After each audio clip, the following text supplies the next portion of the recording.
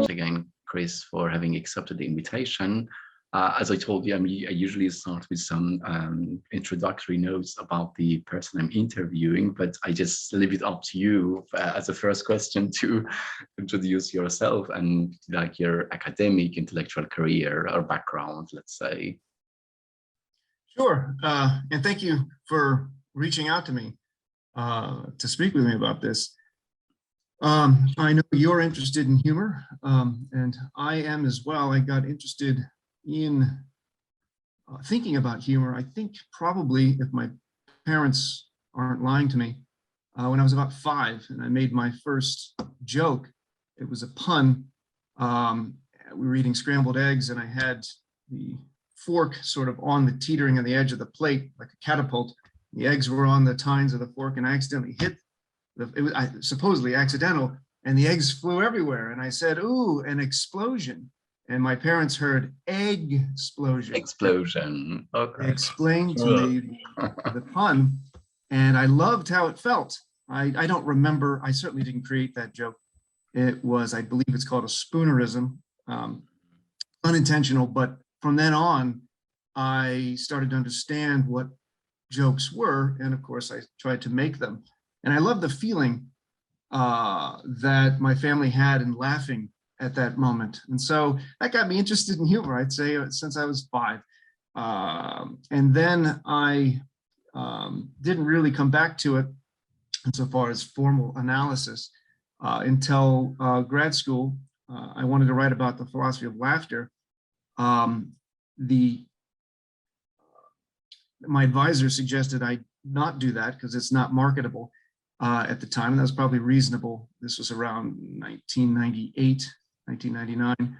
So decided to go into consciousness studies.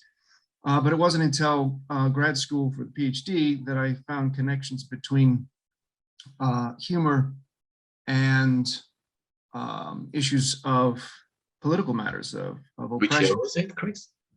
Say again? Which year was it? Like This would have been 2009. All right. Around 2010, I took a political philosophy class, and I was already interested in Frederick Douglass from my background in history.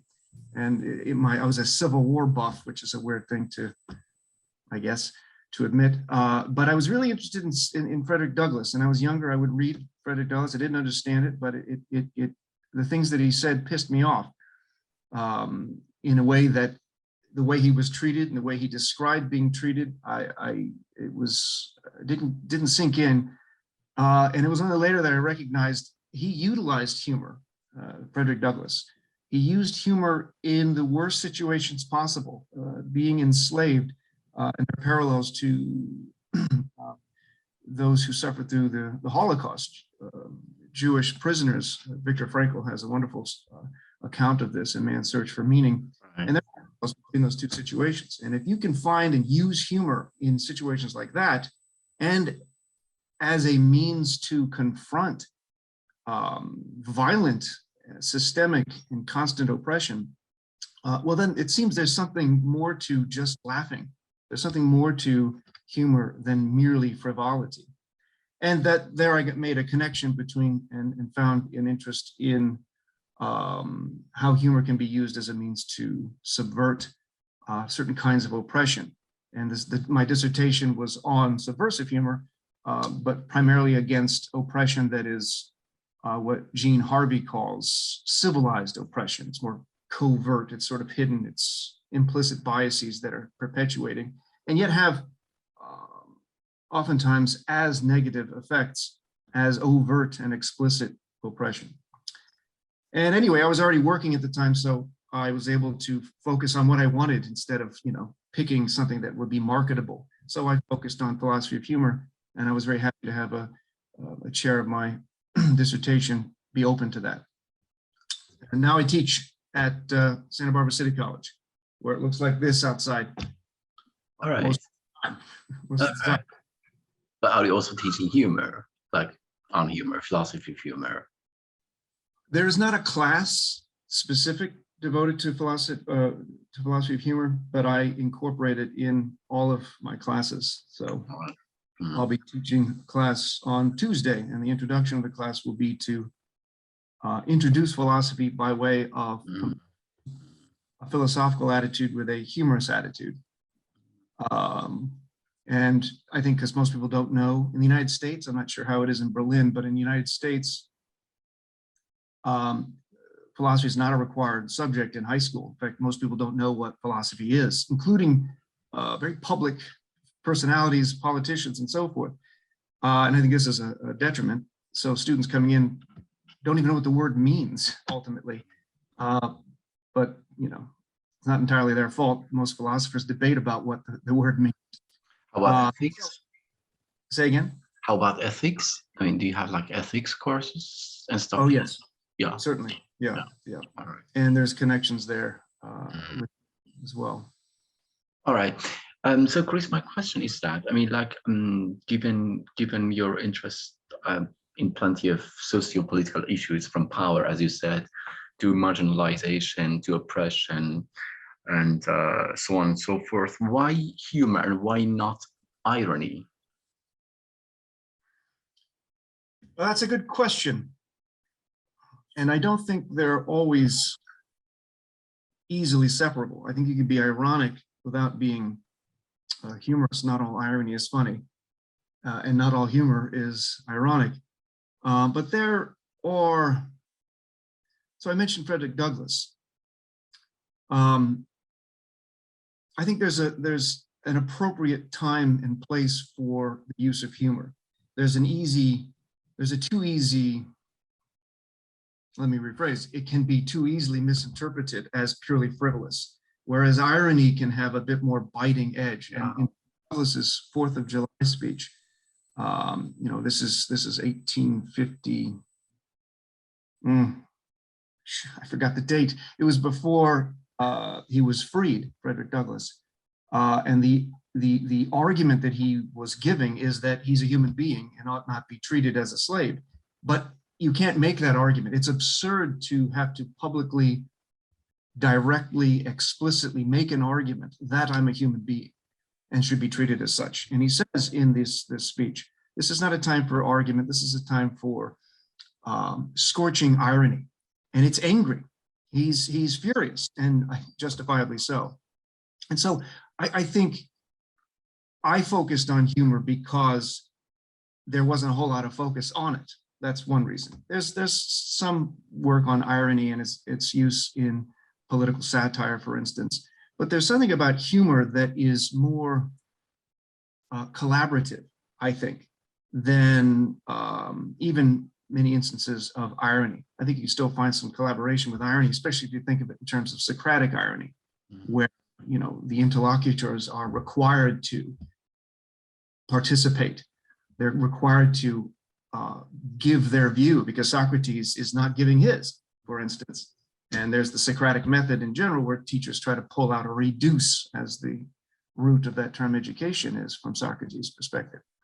But with humor, it's, I think, perhaps the most collaborative art form, and I would call it an art form. But as with a lot of art, political art, Banksy type art, for instance, it isn't just purely aesthetic.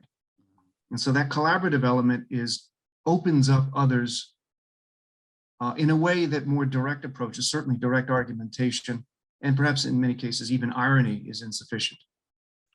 Right, Chris, there are lots of arguments about the reasons humor has been apparently excluded to a large extent from the history of philosophy. I mean, philosophers are basically ironic than humorous, and one of the reasons is actually that the philosophers are serious, and humor is by nature not a serious thing. You agree with that?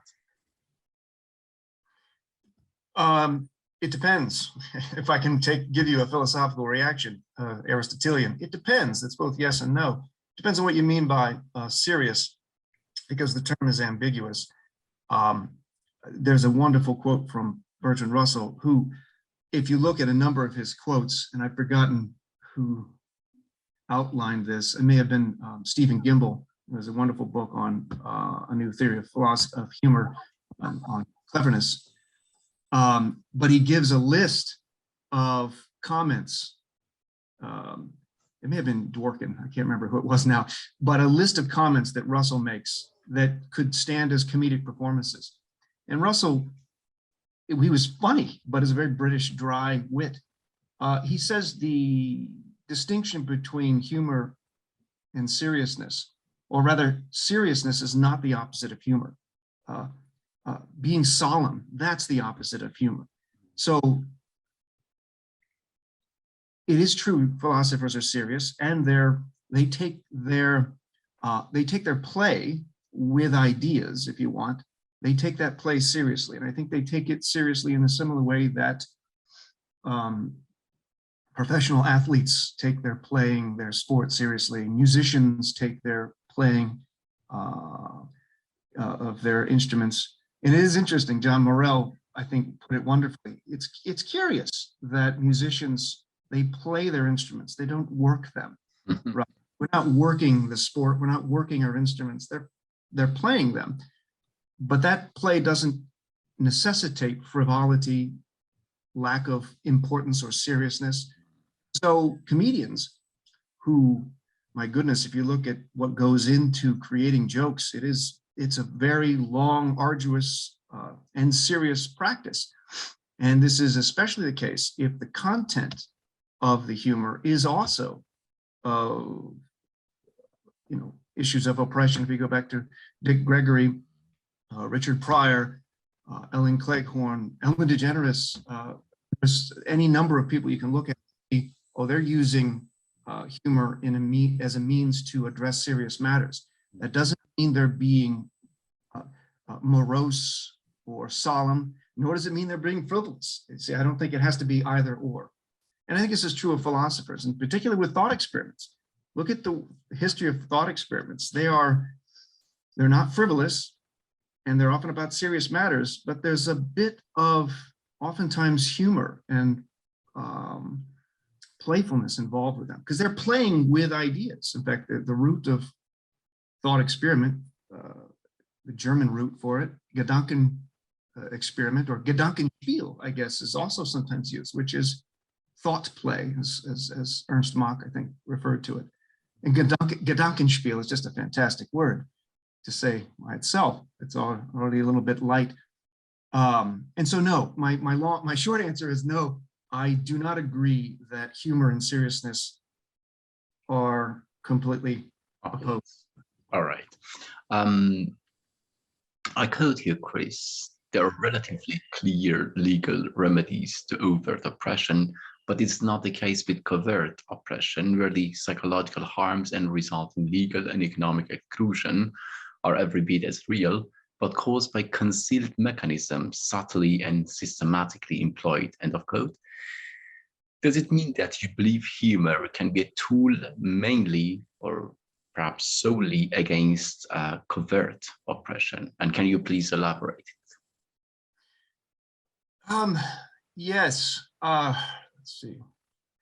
I don't think humor is only useful or efficacious against covert, the hidden sorts, the systemic, again, the civilized oppression that's perpetuated by well-meaning people. I think it's probably more effective with respect to that sort, and that's the sort I focus on in most of what I've written. Although Frederick Douglass, again, is not dealing with covert, hidden oppressions. He's dealing with systemic, violent, in-your-face, constant harms that are both psychological and physically tormenting. And yet, in his autobiographies, in multiple instances, he notes how he sees the importance of finding the funny side of life and using humor, as he did in a number of occasions. In his speeches, he uses humor in a way that is potentially threatening to him. It's dangerous for someone in his situation in the 1850s, 1860s, and beyond, even during Reconstruction, to expose and critically evaluate and publicly do so those who are his oppressors. And so he uses humor, and there are a lot of instances in which humor seems to be successful against the overt force of oppression. In fact, there are a number of cases where you look at how those who perpetuate overt, in-your-face oppression, like the Nazis did, feared humor. And unfortunately, we see this still today in Turkey. Erdogan, for instance, who clearly fears humor. I believe it was a couple of years ago, I think it was Erdogan, who tried to punish a German comedian, if I'm not mistaken, for making fun of him. I mean, this has a history to it. There were joke courts, I believe they were called, in Nazi Germany, where you could not make fun of Adolf. You couldn't name your pets, your dog or your horse, Adolf, because that's seen as diminishing him. You couldn't make jokes at Hitler's expense. You could be punished and possibly even killed. That shows, at the very least, the force of humor and the use of humor even against the most explicit and violent sorts of oppression. So again, the short answer is no, humor can be used and has been as a resistance against overt and covert. Chris, you call subversive humor that which is employed by or on behalf of those who have been continually marginalized. When effectively use such humor, I'm quoting you, such humor can foster the inclination and even desire to listen to others, and if only for brief moments, adopt their point of view. What constitutes actually subversive humor? I know that's a big question. That's the whole PhD thesis. Yes, that can't be summed up. I mean, I have subsequently rethought that or come back to that, because the term subversive humor, subversive implies a kind of undermining, but it could also imply a reaction from those below, so to speak. You're trying to subvert, but it's also coming from below. You can think of it in terms of outside of the margins or the borderlands of a given society, outside of the hegemonic center, as it's sometimes referred to. And the way that I typically used it is from those, or on behalf of those, who lack power. In the sort of slogan sense, it's a punching up versus a punching down. And I think that phrase, like most phrases that might have originally had a lot of force, a lot of punch to it, it gets overused and becomes almost cliche. I think that's potentially problematic, but ultimately that's, if you want to sum up what subversive humor is, it's punching from below. The problem is who gets to interpret that, because there are those who are arguing they're subverting, unjust power structures, that people who see themselves as being oppressed, and they're using humor as a means to attack those in power. And currently what you find in the United States is a lot of white, angry, heterosexual males who see themselves as oppressed. And you can see this online, and they admit they'll use humor to try to, undermine what they see as the power structures. The problem here is they're objectively mistaken about where the power lies. They are objectively, in the sense of there's publicly available data that shows that they are not the ones who are being oppressed. And that gets into a lot of difficult terrain here, because who gets to interpret that? And so I believe it was Milo Yiannopoulos, if you're familiar with this fellow, he also takes on this mantle as being a kind of Socratic gadfly, which I found interesting. And he sees himself as a subversive humorist. And the problem is, of course, the use of humor that he employs is not one of bringing to consciousness stereotypes and then showing that they're flawed and problematic and attempting to undermine an unjust status quo. The humor that he uses, and many of those who are sometimes referred to as the alt-right in the United States, it's not used to demonstrate that stereotypes are flawed. In fact, it's using them to maintain them. It's humor that's used to perpetuate a status quo that actually benefits those who claim that they're being oppressed. And I think one of the, if I can use another slogan, I apologize because I don't like slogans, but this has become one. For those who have experienced and have possessed privilege, seeing equality, the rising of equality, feels like oppression. I actually didn't get that right, but I think you know the phrase I'm trying to say. Some people who have privilege and have had it for extended periods of time, when they recognize others are now being granted similar basic rights, that's viewed as, now my rights are being taken away, I'm being oppressed. And I think that's largely where we are with a large segment of the population in the United States today. It's a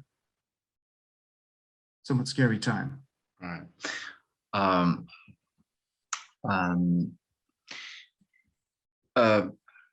Civilized oppression, silence, discredited, stripped of powers of moral appeal, and deprived of the interpersonal conditions necessary for maintaining self-respect. I quote you, subversive humor can raise consciousness about the lived experiences of those suffering under systemic oppression and foster world traveling.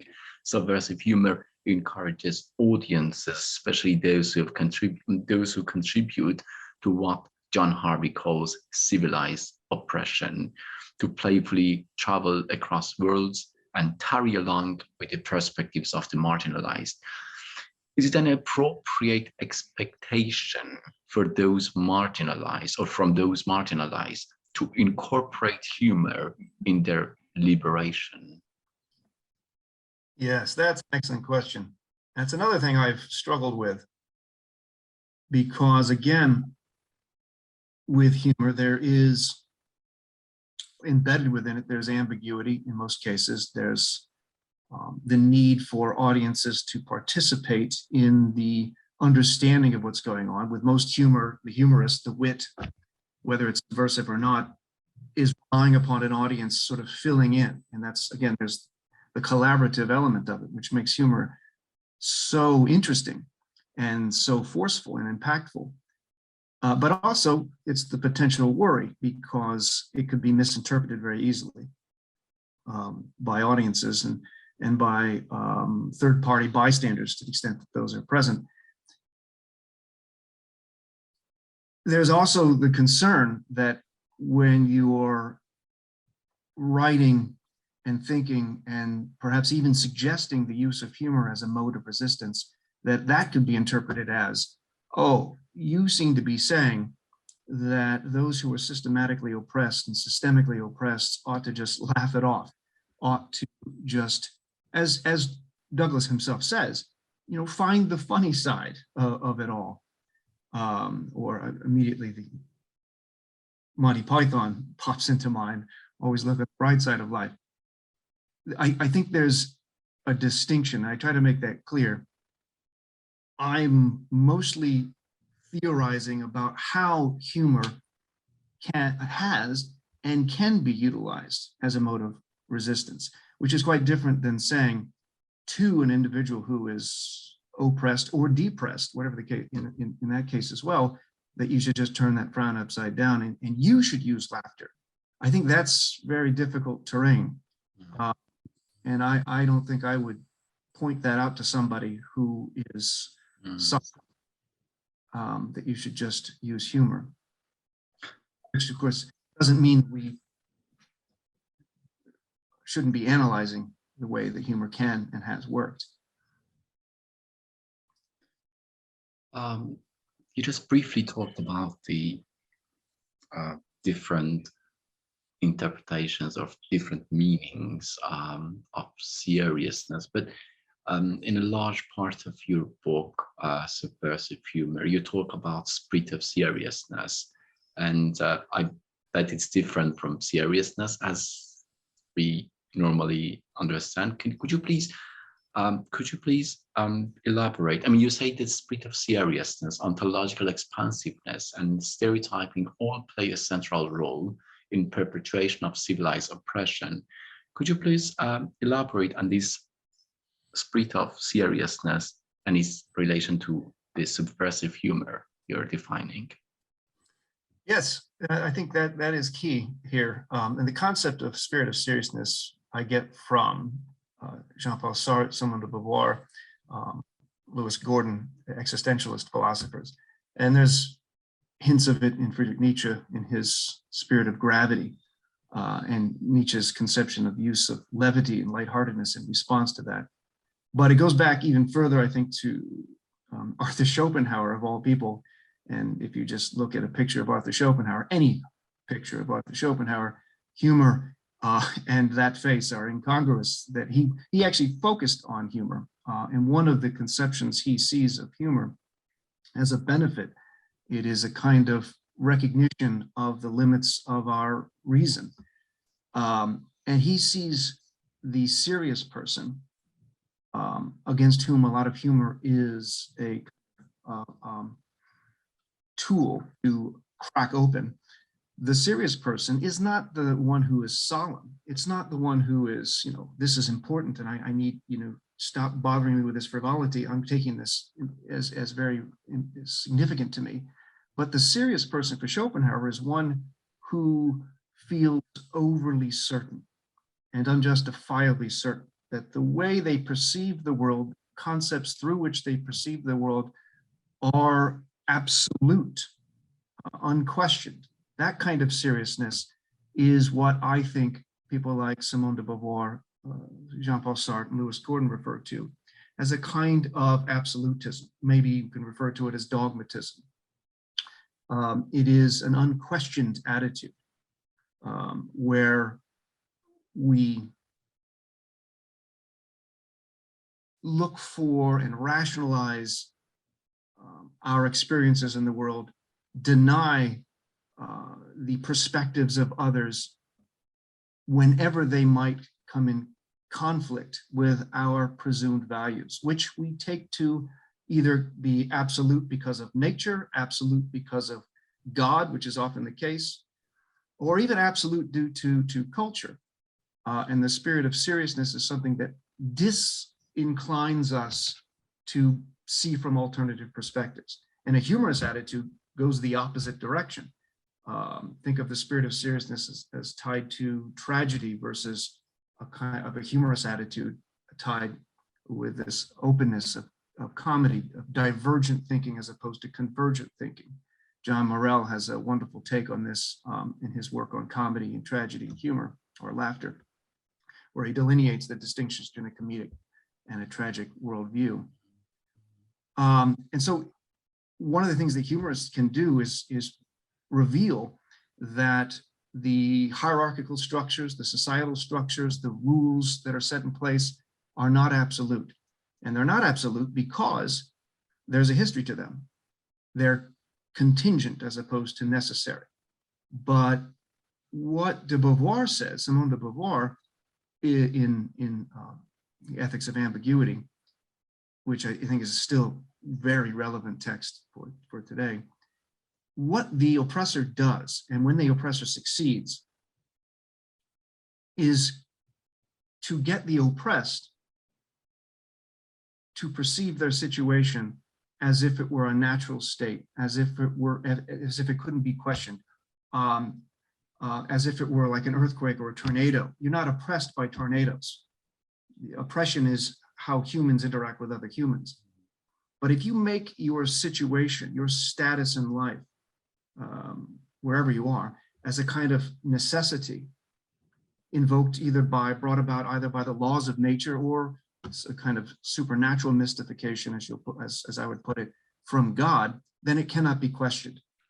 And in that sense, you get the oppressed to accept and not question their situation.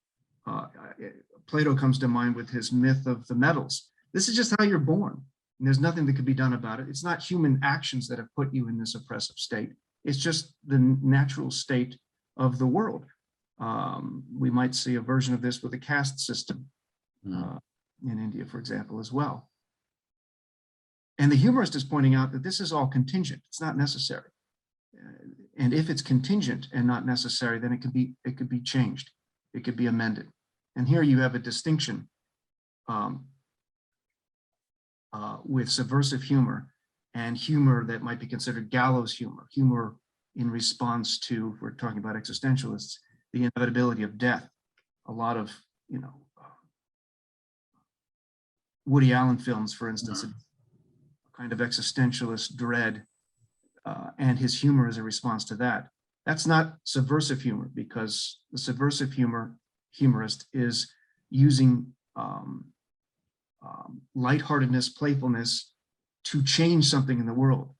The humorist who's addressing the inevitability of death is using that to change their mindset, their psychological reaction to an inevitability.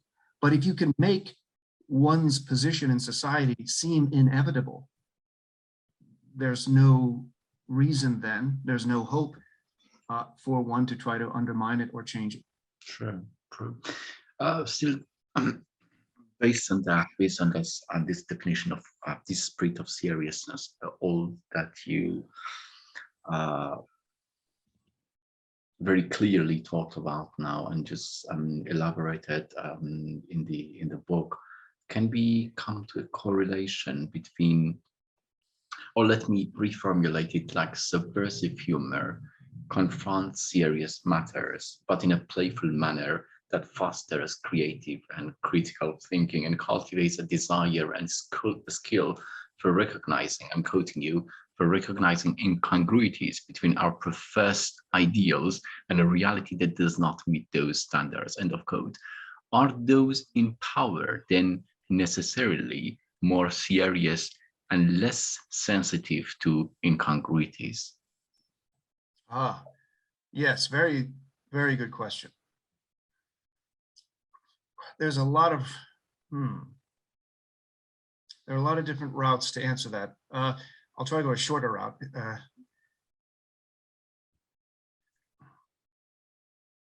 Yes, those with power, those with privilege, those in the center of a society are typically less inclined to recognize incongruities. And here, incongruities in the sense of moral, social incongruities, dealing with questions of justice. And the reason that is, it's not, and by the way, I'm not going to engage in the spirit of seriousness myself by saying if one is in a position of power, they're constitutionally incapable of recognizing incongruity, because to do so, again, I think would fit that kind of absolutist perspective. And it would undermine the efficacy of subversive humor, which one of the goals of subversive humor is to change the minds of other people, in particular those with power. And so the reason subversive humor against covert, hidden oppression, civilized oppression, I think is such a useful tool, is because the people who are perpetuating oppressive systems, if you ask them, most of us today, and I said us here, because I think I'm part of that dominant group in the sense that I'm privileged in many respects, but we, if asked, would say, I'm an egalitarian. I'm for equal rights for everyone. I'm against oppression. I'm against racism. And yet our actions belie that. Our actions are implicit biases. And I've taken the implicit association test and I was not happy with the results. And there's a number of studies that show how consciously professed egalitarians still act in ways that imply a bias against others.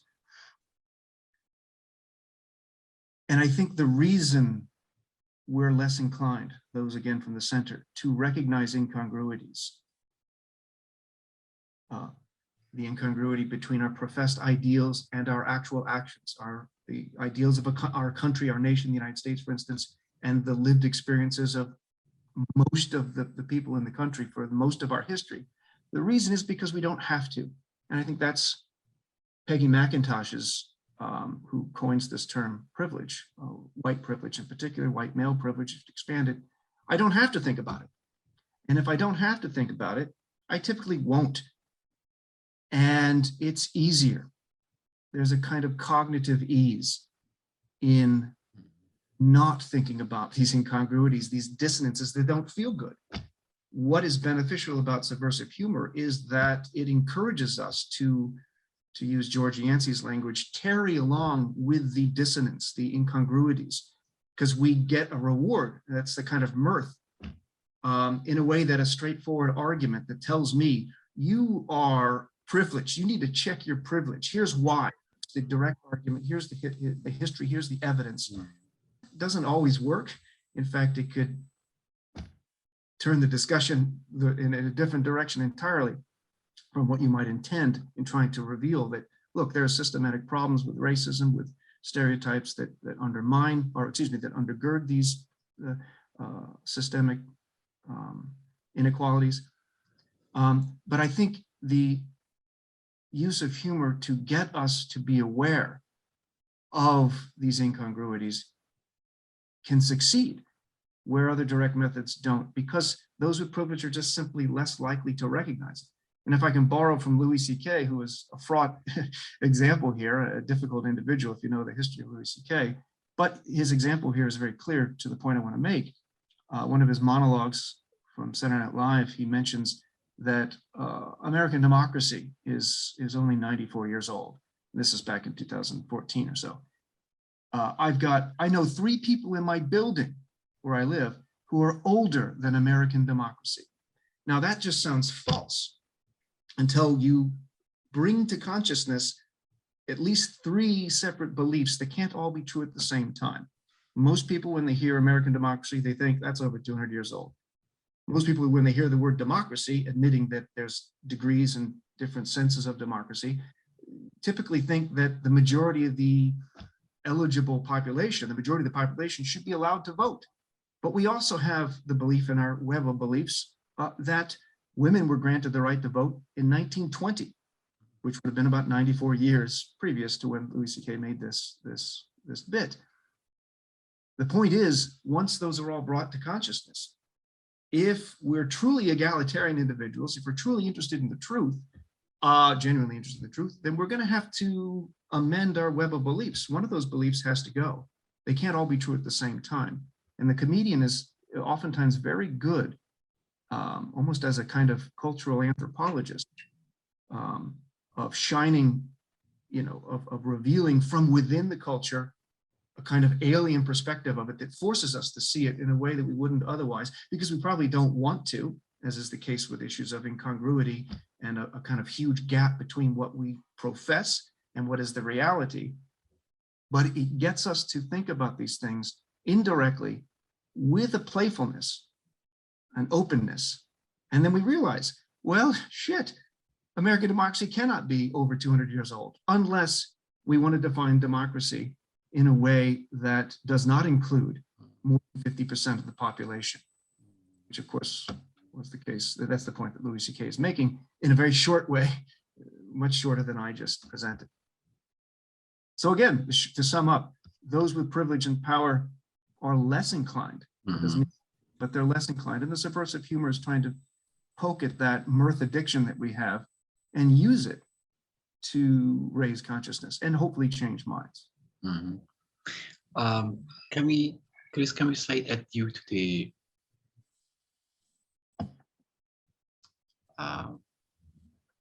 this sort of, I guess in subversive humor, laughter is sort of second to humor. In other words, I suppose you appreciate more the dissonance or these moments of difference or these moments of unveiling hypocrisy that happens through, or cracks actually open through humor. You prefer that to these collective or contagious experience of laughter. It seems that humor is more interesting to you than laughter. Well, laughter is not necessary, certainly not sufficient for humor.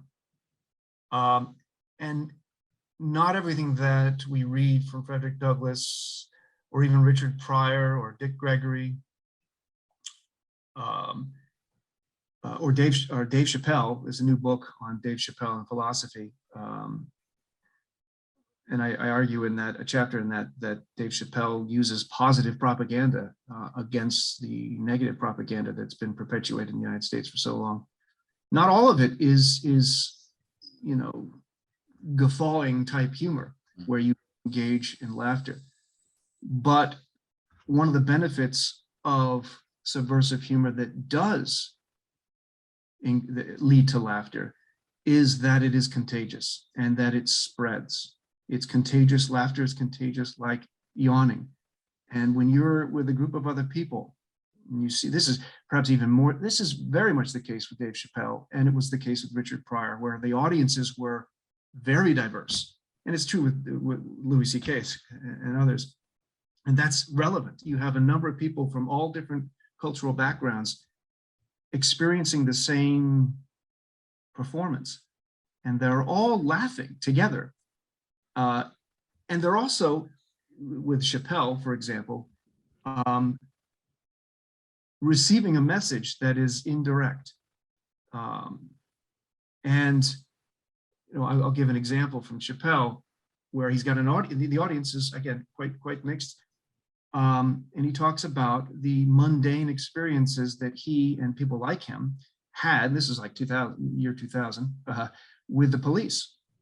And Chappelle is with his white friend Chip, who I've never been able to determine if he actually had a friend named Chip, who was a white dude named Chip, but that's not actually relevant because this could be seen as a thought experiment. But it's as true as any other experience that so many African Americans in the United States have experienced since 2000 and still today, where they're driving along and they're high and they get lost. And Chip is driving and he says, oh shit, it's the cops. And then takes a long, comfortable drag of the weed and says, I'm gonna go ask him for directions. And to Chappelle, that's crazy. What? Don't do it. And he gets out of the car, he stumbles out, walks over to the car, starts touching the officer. Excuse me, he's saying, you have to watch I'm not gonna replay it, although I guess I am replaying the thing. Touching him, where's 3rd Street or whatever? And the officer says, you're standing on 3rd Street. Now get out of here. And Chappelle says, that's it. That's all that happened. And he says something like, now I know to some of you white folks, there's not much to that story, but you ask some of the black fellas here, that shit is fucking incredible. And in this performance, everyone is laughing. But what he's doing is demonstrating, again, this is around 2000, here is a mundane experience, an everyday experience in the quotidian, so to speak, as George Yancey uses this term quotidian, that African Americans have to be hyper aware. This goes back to your earlier question about recognizing incongruities. Chip doesn't have to be aware. He can be blithely ignorant of how Black people interact with the police and how they have to interact with people in positions of power. Chappelle and people in his situation have to be extraordinarily aware of how they're being perceived by other people. And you see this with Chris Rock and his description of how he has to tell his kids as young as 6 and 7, this is how you behave around police officers. This is how you behave in grocery stores and convenience stores, because you're being watched. Here's how you are being perceived by other people. And it causes a kind of double consciousness, as W.E.B. Du Bois uses this phrase, which is usually negative, but not always. Those who are on the margins of society are, in a sense, forced to have an epistemic privilege insofar as being able to perceive how they are being perceived better than, say, white people. Because I don't have to. I don't have to think about it. It takes effort, and I try to do so, but it's not a matter of survival for me to know what it's like to be seen by others. For people like Chappelle, Chris Rock, and others, it is a matter of survival that they recognize how they're being perceived and how they comport themselves, which is an additional burden that is involved with oppression. And I don't have that burden at all. And what Chappelle is doing, and in this case, if you listen to the show, people are laughing the whole time, and that is contagious. And I don't want to dismiss the contagious element of laughter. I think that is, in fact, a large part of the humorous element that's beneficial, that's not found, to go back to your first question, I think it was, with most instances of irony. Irony, right. Chris, I have a couple of more questions. The next question is that I know you seem to be a proponent of a kind of humor in incongruity theory. You argue against the way that the likes of John Muriel understand incongruity theory of humor, or even sense of humor, as something particularly individualistic and ignorant of power and privileges. How is it? Could you please explain it? Right. Well, first I should note I owe a huge debt to John Morell. I think anyone who's in the philosophy of humor does. He's starting, I guess, 1980s, maybe early 80s, recognized that there was a dearth of philosophy of humor. I mean, although it was discussed throughout the history, most philosophers, systematic philosophers, address humor in some fashion. Plato, Aristotle, Nietzsche, Kant, Descartes. I'm going out of order, of course. And Morell, I think, deserves credit for making philosophy of humor a legitimate discipline in philosophy. And I do agree with almost everything he says on the philosophy of humor, almost.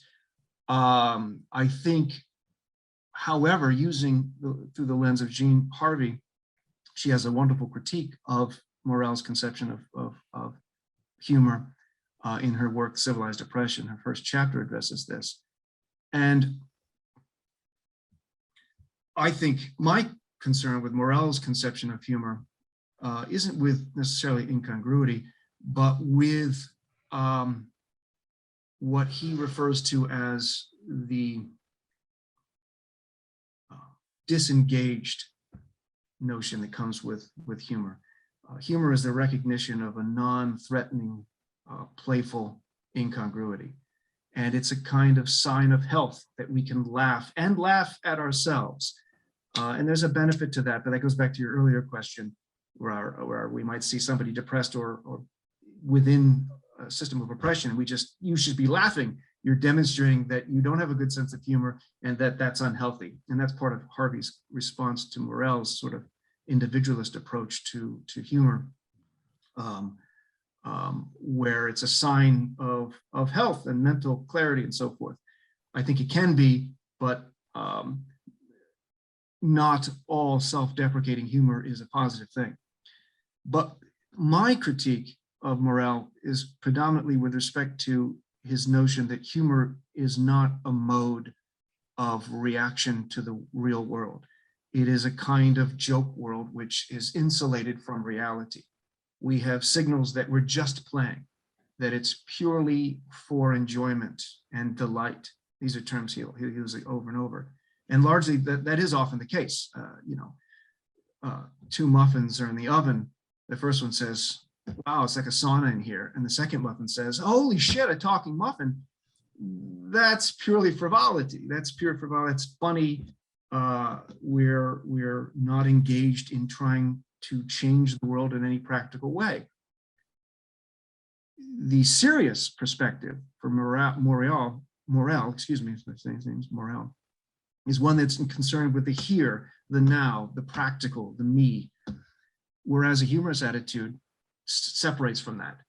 And there I disagree. I think one can be humorous and very much interested in changing the way the world is. And in fact, I think Morell is inconsistent. He'll say humor is to try to get people to laugh, and it is not a bona fide mode of discourse in which you're trying to amend something in the world. You're trying to accept it as it is. Not what subversive humor is to do.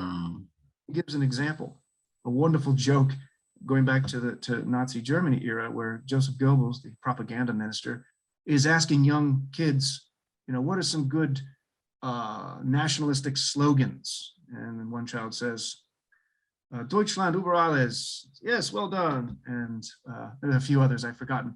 And then he comes to the last child and he says, what is your slogan? And the kid says, our people will live forever.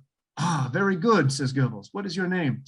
Israel Goldberg was his name. And so that's funny and it's subversive. And Morell even uses an example of humor used to avoid violence. it's a wonderful example. I hope it's true because it's fantastic. Abraham Lincoln, before he was president, got into a duel, was confronted with an individual, and Lincoln was not good with firearms or swords, apparently. But at this period of time in history, if you were confronted by somebody who wanted to duel with you, you had the option of choosing the weapon and the distance that you would engage in this. And he said, all right, I'll get in this duel with you, but I get to choose the weapons. And the other guy says, okay, fine. And Lincoln said, cow shit at 5 paces. And according to Morrell, that's the end of the argument. They didn't have to do it. Survived. And maybe Lincoln lived to become president because of his use of humor. There are other examples. And that shows that it does more than just remain concealed in a web of a joke world. And in similar ways, philosophical thought experiments that are fictional, they're not intended to remain in the fictional bubble. They're intended to bleed. They're intended to be sort of contagious, so to speak, as Tamar Gendler, a philosopher, uses this term. Chris, isn't it because you're not that much into, you talk a lot about incongruity, and also you have incorporated a lot of elements from superiority theory of humor. But isn't it, especially your reluctance to completely agree with John Morell's ideas of humor, isn't it because you're not that much interested in the relief function of humor? Let's say, there are people, at least like this bubble kind of relief theory of humor.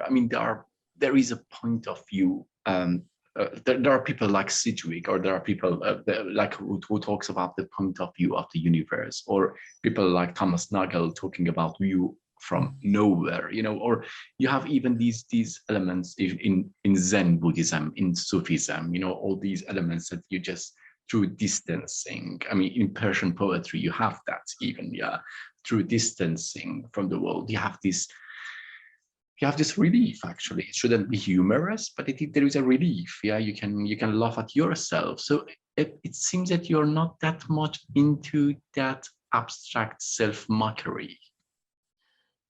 Very good. Well, it is interesting you phrased it as self-mockery. I am interested in that, and I think we want to be cautious. Her name just escapes me, the Australian, I think she's from Australia or New Zealand, comedian who was concerned about this.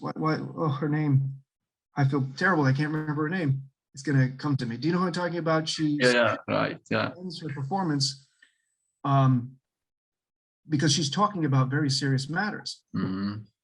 She argues, and she's making more of a direct argument than you would typically find in a stand-up performance. I'm sorry, I keep thinking of her name. I'll let it come to me. I'll do the Taoist approach and let it bubble up. And in her performance, Nanette, it was called, I think the first one, she recognizes that her self-deprecating humor, which she had utilized through most of her career in order to be accepted, was crushing. It was a self-mockery. And it wasn't, she came to the conclusion that it's either I use jokes, I use stand-up, I use humor as a self-deprecating way without fully getting out my story. And her story is a tough one. Or I have to eschew the comedy. I have to get rid of the comedy and tell the full story because the comedy can't give it all. And so I think she raises concerns about the problems of self-deprecating humor as a mode of just pure release. I would say relief theories, I think, are insufficient to describe humor. I think straightforward incongruity theories are also insufficient to give you the necessary and sufficient conditions. I'm less concerned about necessary and sufficient conditions. I don't know that that's possible with humor. I think more of a Wittgensteinian approach of family resemblance may make the most sense. But to go back to an earlier point, relief theories are useful in explaining our use of humor against the inevitabilities of death, of living an existence that seems to not have any ultimate meaning, purpose, truth with a capital T and so forth. There's a Nietzschean kind of lightness that seems appropriate in response to that. And that can provide us a distance from the world that seems to not have us in mind. And in fact, you could use, and it is part of the psychological distance as a kind of salve for the individual who is being oppressed. So the humor that Viktor Frankl uses within the Holocaust, the concentration camps, it is a mode of resistance, but it's also a psychological boon to insulate. Right. Yeah. My argument is it's not just that. And the humorist is not just for the psychological well-being of the individual, though it can be and is often that, but it is a mode of resistance and a tool of resistance. Hopefully my last question. Sorry, I just have, all I have today is as a dentist, which is fun or funny, so I don't mind if this goes over and I have to miss that appointment. I also had a dentist like 5 hours ago. Your teeth look very good. I'm trying to hide mine. I don't want to smile. Can't smile yet.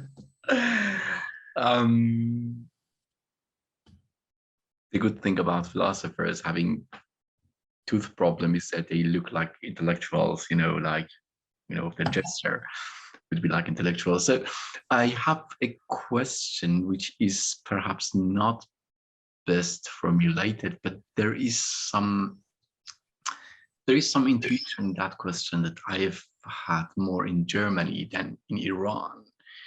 Again, this Zwischenkultur, this between culture, experience coming from Iran, living here, and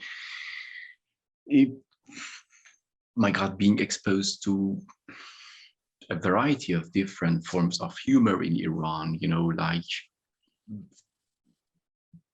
as a survival mechanism in a lot of situations, like from poverty to war to sanctions to Ahmadinejad, all these were mechanisms for you to survive, yeah.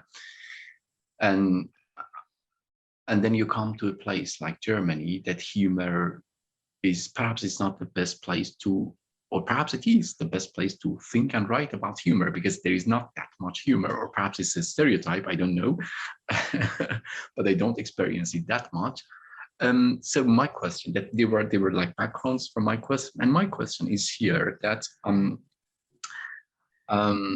well, of course, as we both agree probably that there are preconceived notions about others, like Chinese, women, Muslims, handicaps, gays, and they make culturally available stereotypes. Yet the funny thing that I experience mostly here, I would say, is that to produce subversive humor, we should not and we cannot actually put an end to such stereotypes by hiding them. Rather, we need to use them in a conscious and critical way in order to generate that kind of subversive humor. But something that I often experience here is that those stereotypes are actually hidden. They are being hidden. They are being, I'm not sure if they don't exist because I can't agree that overnight every stereotype just disappears, but they are just concealed. And that's the reason I think that there is not enough material to use or to generate subversive humor sometimes here, because the stereotypes are not allowed to be used even. Ah, I see. Well, what's an example? I can't imagine even in 2 decades, a person like Louis C.K. in German. I think he toured there, though. Yeah, he does. He comes to Berlin, but in German, not in Germany. Oh, speaking in German. A Louis C.K. speaking in German with that kind of comedy is, for me, hardly possible to imagine. It is. That's fascinating. It is a stereotype, I think, about Germany and Germans without a sense of humor. I'll tell you, though, I have a friend who's from Dusseldorf. One of my best friends is a German, if I can use that phrase. It's funny. Yeah. And he has a good sense of humor. But actually, I'm not talking about sense of humor. I'm not talking about the ability to laugh. I have also a lot of like I have a lot of German friends who laugh. The thing is that the role of stereotypes, the role of conscious and critical utilization of stereotypes and cliches is a piece and is a part and parcel of subversive humor. And in the absence of those stereotypes, or in the hypocritic absence of, like if you profess hypocritically that there are no such stereotypes, you cannot actually make subversive humor like Louis C.K. was doing. Very good. That is a tough one. And in fact, I'm not good with names today. Did you come up with a name for Nanette yet? No, not yet. I'll come back to that later. I guess I could look it up now, but I'm not going to do it. I'm going to let my mind stew on it. Gregor Benton. I don't remember why this dude's name. Okay. He analyzes humor in Soviet Russia, and he argues that humor is not a tool of revolutionaries, or it's not revolutionary. It doesn't work really. He says, and he says further, it only exists, subversive humor, satire, insofar as there is oppression, insofar as there are stereotypes. And you get rid of that, you achieve equality, guess what goes away? And one response to that is, good. I would do better, we would all do better, including comedians would be fine. I think most comedians, if you ask them, would you rather the world be shit and filled with iniquities so that you can have your subversive humor? Or get rid of it all and then lose the subversive humor. I think most would say, I know Dave Chappelle would say, I would prefer equality. Now, if there's equality, does that mean there's no more humor? That is a different claim. I think we wouldn't need subversive humor, although people would find some reasons to say these people are doing these things and this is wrong. It's just that the wrongness of it is not as consequential. Right? There's a parallel in the philosophy of religion.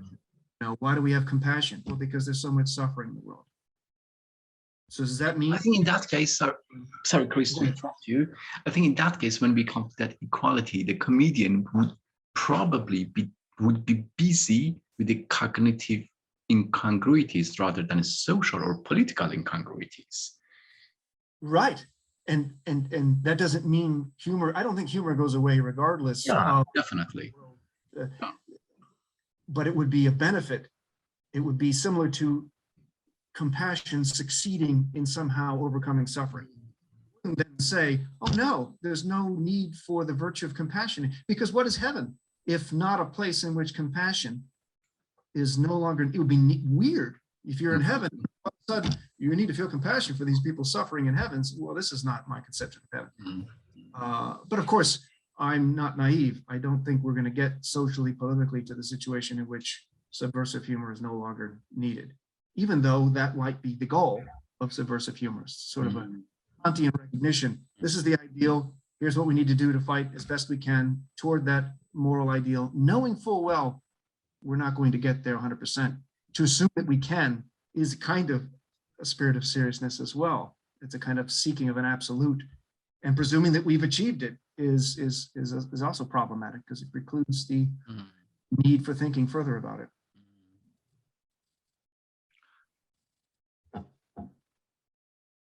Right. I still believe that, although I shouldn't actually overgeneralize. And as I told you, I'm not talking about like individuals here. I'm talking about the tendency that I think the tendency here for me is more ironic than humorous. I mean, when you're living in a society which is based on morality and democracy and equality, probably irony functions better than humor. Probably irony is more appreciated than humor. You know. Yeah, I think that's interesting. I'd have to think more about that. Again, being in Germany. Have you been there? I'm sorry? Have you been here? In an airport for about an hour before going to Greece. That's enough for a joke. Yeah, I didn't notice any dour looking Germans at the time. I don't remember. but I think that is a stereotype, but Germany has an interesting history that's quite recent still. 1945 is really not that long ago. And I think that that mentality is not the idea and the concern of that. I think Germany dealt with their national sin in a way very differently than did the United States with our multiple sins with respect to slavery and the genocide of indigenous peoples. I know they even using the word genocide with respect to indigenous peoples in the United States is already politically fraught. But if you look at the history, it's hard to come up with a better term for that. Yeah, I really, that's a kind of cultural, anthropological, I think it's Kristen Davies would be the source for that with respect to humor and how it's manifested in different cultures. Again, with names, I'm not remembering names that I want to today. I think it's Kristen Davies who you would look to. I'll email you if that's okay. And I'm still thinking of Nanette. It is totally lost to me. We can take it later. Wait a minute. Yeah. Alexa, who performs Nanette? Oh, the volume's too low.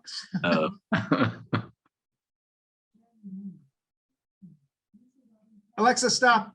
Never mind. Sorry. Okay, Chris, wonderful. That was wonderful. I mean, talking to you, getting to know you, reading your book, and I really appreciate it. I mean, it was so clear, so precise, and also dense. I mean, reading the book was a pleasure for me to read that.